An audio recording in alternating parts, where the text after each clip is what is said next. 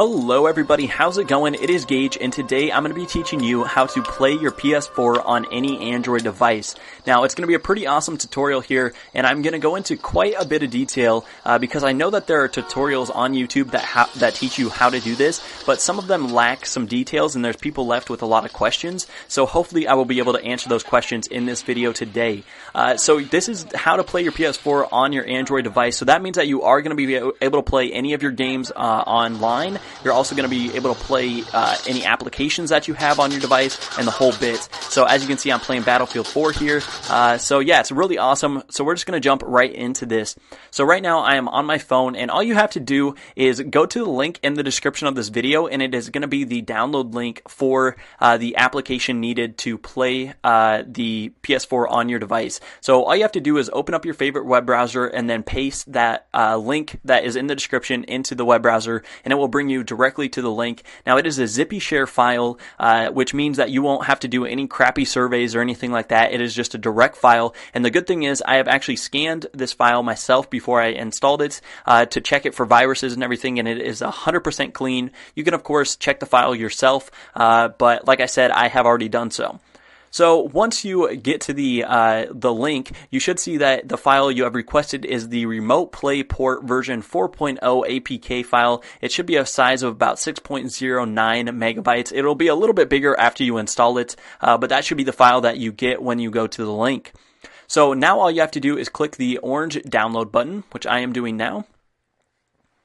And you most likely will get this little, this type of file can harm your device, a little prompt that pops up. At least on Google Chrome you will get that. All you have to do is ignore that and push OK, and it will then begin to install the application. Now, if you are having problems installing the application, it might be because your phone has not been allowed to download unknown apps.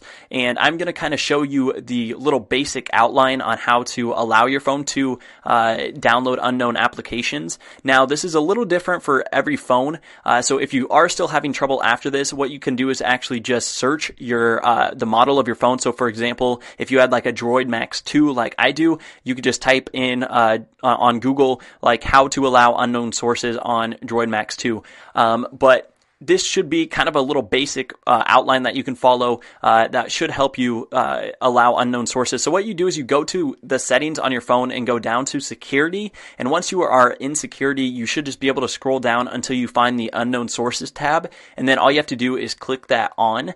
And it should be that easy. You don't have to do anything else other than that. And it should just allow unknown sources. And then hopefully you should be good and able to download the application. So I'm going to go ahead and let this finish installing, and then I will be right back. Alright, so the application is done downloading to our phone. So now all we have to do is actually install the application to our device. So we're going to click on the downloaded file, and this will bring us to where we can actually install the application onto our phone. So all you have to do is click install in the bottom right hand corner, and it will begin to install the application to your phone. Now, for some reason, the first time that I did this, it took a lot longer than the second time that I did it. It was a lot quicker, so I don't know why that is. But whenever it's finished installing, all you have to do is click the open button once it is installed. Don't click done. Go ahead and click open, and that will just immediately open up the application for you. So once the application is open, you will see this little thing that says you can use a DualShock 4 wireless controller. Now, I'm actually going to show you how to connect your DualShock controller to your phone, but for now, we are actually going to skip this step and add our PS4 to the application first. So up in the top, you will see that the PS4 screen can be displayed on this device, and you can operate the PS4 using this device. So that is what we're going to do. We're going to go ahead and connect the PS4 first. So all you have to do is click Next. And once you do that, the application is just going to start searching for your PS4 via internet right away. Now, some people have problems with their internet connection. When they do it this way, they lose connection to their PS4 and stuff like that. So there's actually another way that you can connect your PS4 by clicking skip on the bottom of the screen. It will actually bring you to this little section where you can enter a code that you get off of your PS4 manually into the application, and then it will actually connect your PS4 that way. And I recommend that you probably do it this way.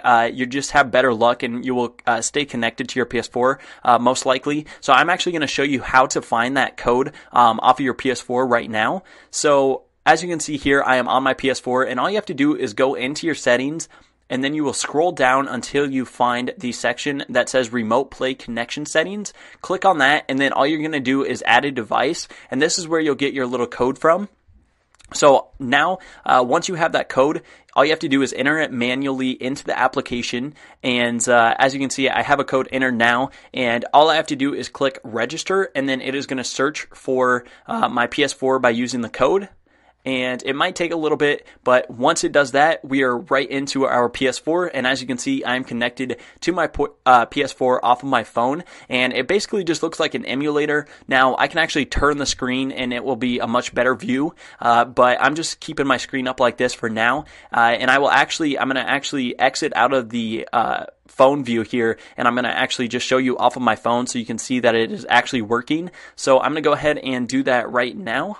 Alright, so as you can see, we have our device turned here, and this does give us a little bit better view because it actually takes up the whole screen. But the problem still is that we have these giant buttons that are on screen. Now, the buttons do work very well, but they just take up so much space. So I'm actually going to show you how to connect your DualShock controller to your phone so that it is a little bit easier. We can get rid of these buttons, and then that way you are using the full screen. So it's pretty easy to do. All you have to do is go ahead and go into your Bluetooth settings, just like so, and make sure that your Bluetooth is turned on. So I'm going to go ahead and set my phone back here a little bit.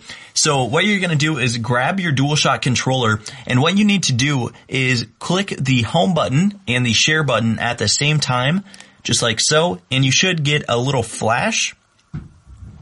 Just like that, from the controller, it should start flashing, and this is actually going to start searching for Bluetooth.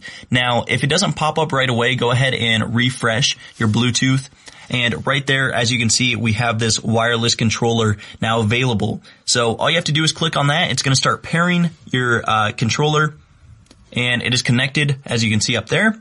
So now we can go back to the Remote Play app and reconnect to our PS4. We don't have to put in the number again or anything like that. It should just connect automatically. And we now have the PS4 controller on. And if I start to move around and everything with the controller, you can see that it is now working. And we can actually open up an application, for example. And we are playing GTA 5 here on our phone. And it actually runs pretty smooth, as you can see here. So it is that easy to do. So if you guys have any questions, let me know in the comment section below. I will be sure to answer all of the ones that I can. And this is, you can use, it's literally connected to your PS4. So if you want to play online, any applications that you want to use, you are free to do so. It works great. I have not had any problems with it. Besides the fact, if you do like kind of get too far away from your PS4, of course you will start to lose connection and the game itself becomes kind of laggy. But it works well. So hopefully you guys enjoyed the video. If you have any questions, like I said, feel free to let me know, and I'll have more videos, tutorials coming for you soon. So thanks. Peace.